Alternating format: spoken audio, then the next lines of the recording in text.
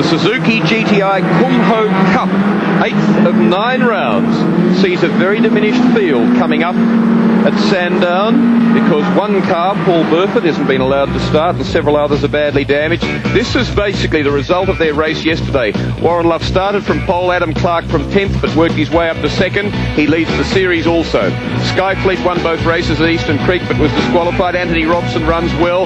Christian Jones in the car that he bought for the one that he rolled at Eastern Creek and rode off, and Andrej Pavicevic is in 6th place. So very good drivers there. Jonathan Muir going better than he normally does. Damian White, a slipstreaming expert, in 31. Richard Shaw is a very hard runner indeed, and Bruce Steele's been going well recently, a South Australian with Formula Ford experience. Michael Simpson, another good runner from Queensland, runs HQ Holdens, and Brett Howard, 2 in 20. That's the top 12, and all clear for a field, as I say, greatly diminished because there are 5 cars badly damaged, most of them written off, sitting in the tent. They've been spoken to very severely, genuinely severely, by the Clarke, of course, and by Peter Brock. If there's a red flag in this race, as there was in one qualifier yesterday and also in one race, then they will be off. No more. They're worried about the safety of these guys. It's a slipstreaming game, though, in these Suzukis as they stream off down the straight.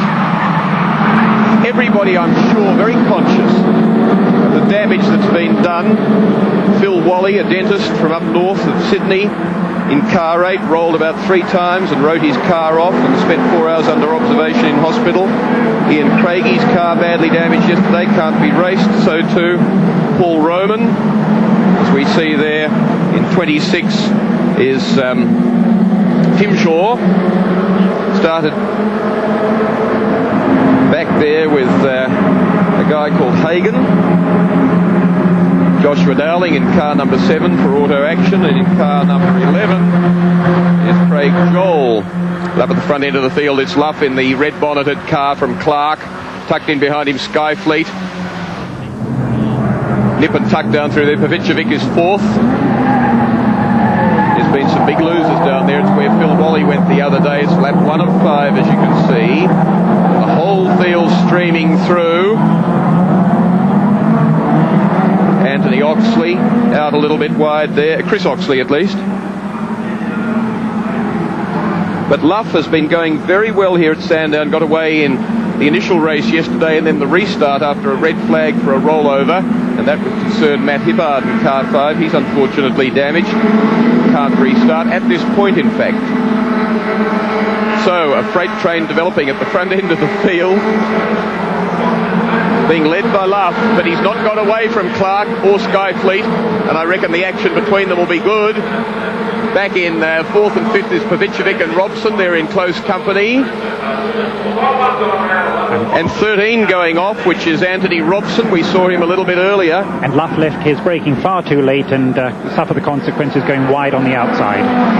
Scifleet thinking of going under him, but then decides he won't.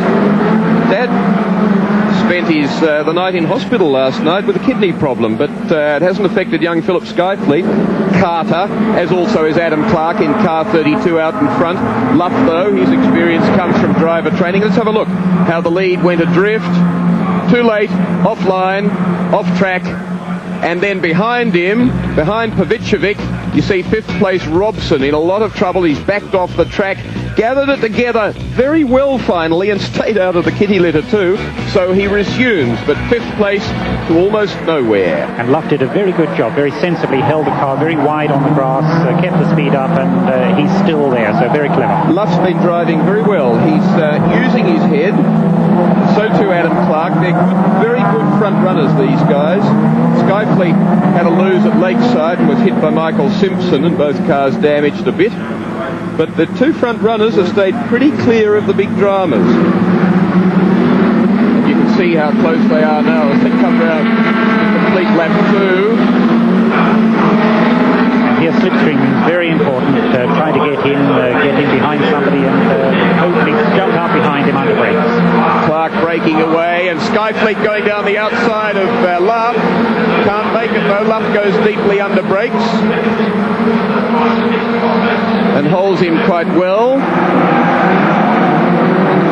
Same problem as Luff there, leaving the braking too late. The car gets too sideways, lock the inside front tyre and go off on the the outside of the corner.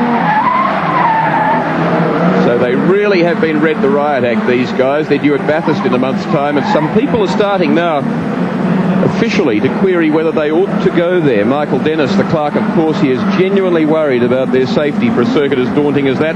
Not to mention a place as daunting as Sandown. Up over the top here is quick stuff. They go off the top there at 170 in these Suzukis, and they've got buffed Kumho road tyres, Power Max 2 road tyres. That's the situation as Scifleet goes for the lead. Scifleet ahead of Clarke, ahead of Luff and Pavicevic. But all of them still in touch, coming up to complete 3, and knowing that slipstreaming will probably determine the outcome among the leading 4 as long as they stay in contact with each other. It may not be the right thing, in fact, to enter the last corner on the last lap in first place, because you can be taken from behind if somebody's got you lined up. Phillip Scifleet won the first race of the 9 rounds scheduled, 18 races, at Oran Park, but hadn't won then till last weekend at Eastern Creek. And the feeling was from his father, Greg Scifleet, who said it's really because he's used to driving on buff tyres. He's used to better tyres. He doesn't like all the movement and wheel spin they get out of tyres with full groove, full tread depth.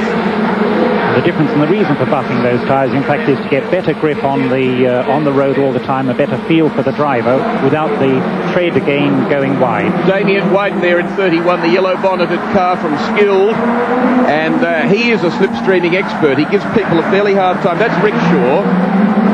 I said Lakeside they had a fairly quiet time. Well, Ric Shaw was up so high on 2 wheels through Hungary, over a metre off the ground. I mean, he had to steer it down to avoid a rollover. It was all but gone.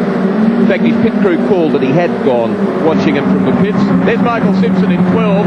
He's a hard runner. He's giving Bruce Field a hard time. And up at the front, it's Clarke.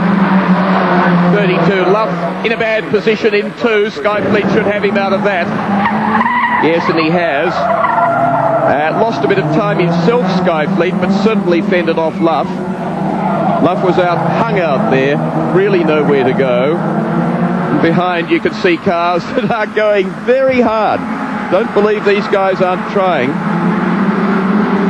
They really are giving everything they can to the little cars that have now done a couple of 1,000 kilometres, taken from new and raced, and with very few problems. There's been the odd clutch, but coming around to complete 4 to start on their final.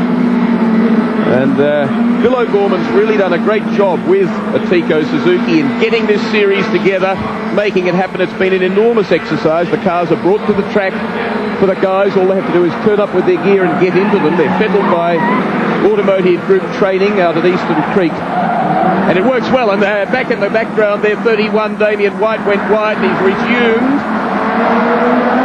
So he went skating off. And there we go. One of few losers or damages to his car for Clarke.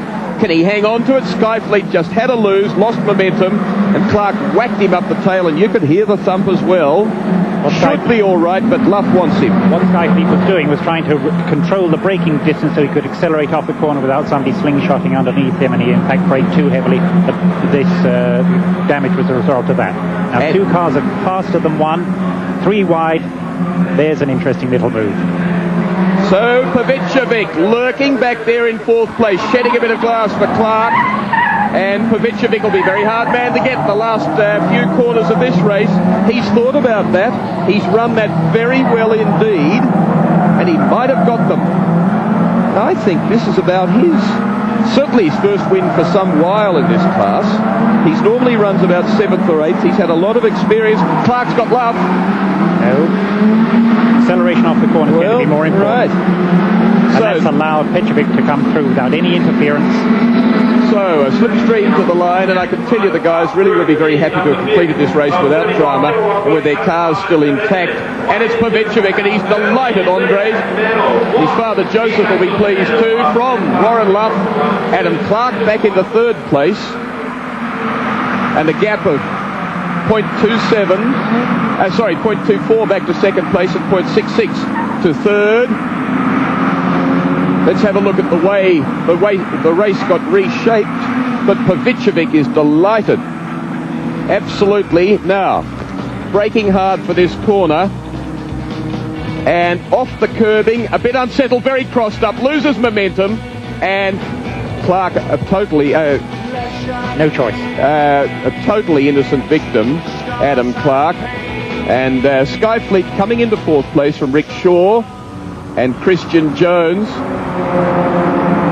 So that result gives a point score, all worked out, of Clarke on 127, from Pavicevic on 96, Luff on 82, and on 68 is Ric Shaw.